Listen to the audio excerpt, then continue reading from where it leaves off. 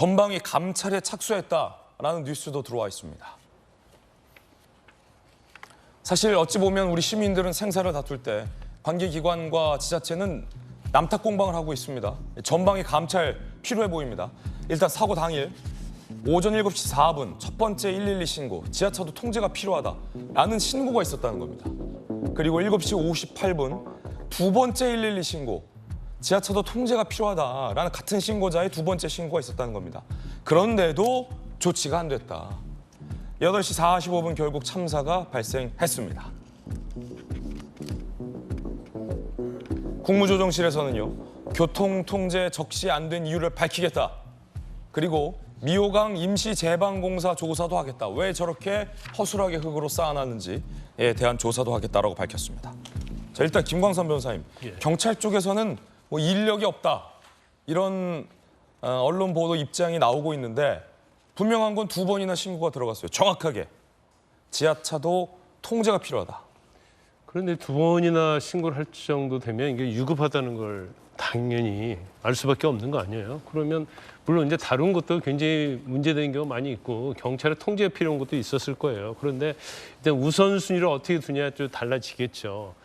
두 번 신고가 들었다고 한다면 일단 가서 출동을 해서 확인을 하는 게 맞다고 보는데 지금 두 번째 신고 들어왔는데 출동을 했는데 지금 궁평 제2야 차도가 아니라 제1 지하차도로 갔다는 거 아니에요? 그러면 112에 신고했는데 이 전달 과정부터 좀 문제가 있지 않나 싶어요.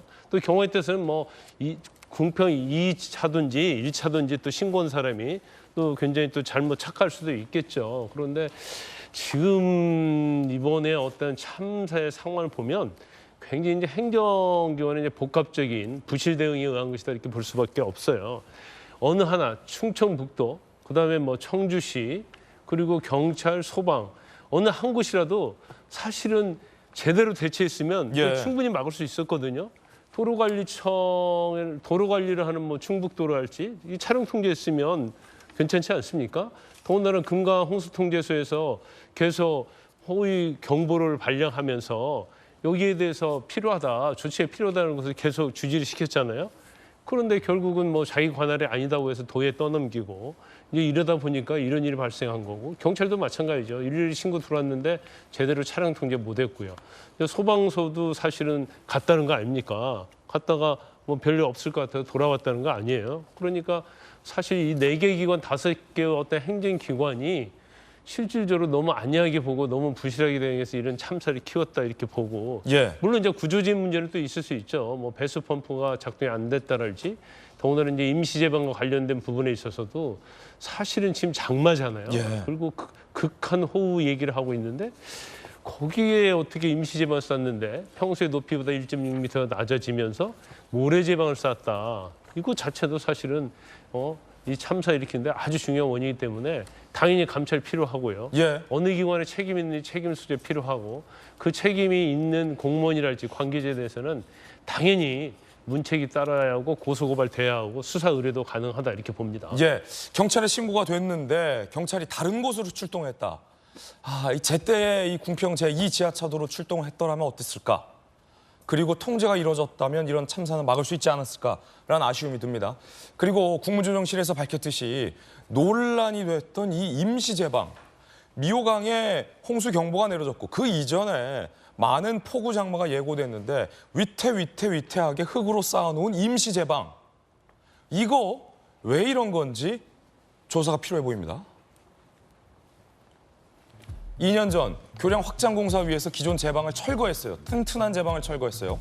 지난달 29일 임시 제방을 설치했는데 1.6m가량 났다고 합니다. 결국 범람을 못 막았죠. 주민들은 그 모래성이다. 행복청에서는 계획 홍수 수위보다 높아 적법한 절차에 따라 쌓았다. 행복청에서는 우리 적법 절차 지켰다라는 뭐 원론적인 입장인데, 이송규 회장님, 지금 적법 절차 얘기할 때가 아니잖아요. 저거 누가 봐도 좀 부실해 보인다라는 게 지금 주민들 말씀인데 결국에는 저 제방 무너졌잖아요. 가장 중요한 게 뭐냐면요, 이번 사고의 가장 큰 원인은 이제 비가 많이 왔는데, 저는 두 번째로 중요한 게 지금 이 제방 문제거든요. 그래서 이거는 분명히 법적인 조치가 있을 거라고 보입니다. 예. 근데 가장 좀 안타까운 게 지금 계속 올해는 비가 많이 오고 또 온다라고 예고하고 수치도 제공하고 있었는데도 불구하고 이런 공사를 이런 식으로 하도록 허가했다는 자체가 도저히 이해할 수가 없는 상황이 되고 저 있습니다. 제방만 버텨줬으면 한 분도 안 돌아가셨을 수도 있어요. 충분히 가능하죠.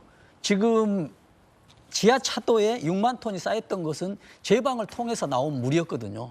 만약에 지하차도가 7만 톤의 터널이었으면 7만 톤의 물이 들어갔을 겁니다.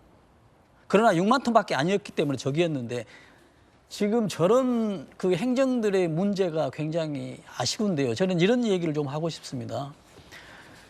지금 비가 오는 것을 예측을 하는데 내일 몇 미리가 오고 어떤 상황에서 어느 지역에 온다고 하는데 그 이후에 그 비로 인해서 그 이후에 피해는 전혀 예측을 못하고 있어요. 예. 그래서 이제는 홍수에 대한 안전 대책도 과학기술이 좀 접근해야 된다라고 접목이 돼야 한다고 얘기하거든요. 예. 우리 생활은 정말로 첨단 과학기술을 적용하고 있는데 안전에 대한 관리는 지금도 20년 전이나 30년 전이나 지금이나 똑같아요. 전화하고 뭐 샤타, 뭐 아웃시켜라 아니면 또 당장 담당자가 진행을 하지 않으면 또 수포로 돌아가고요.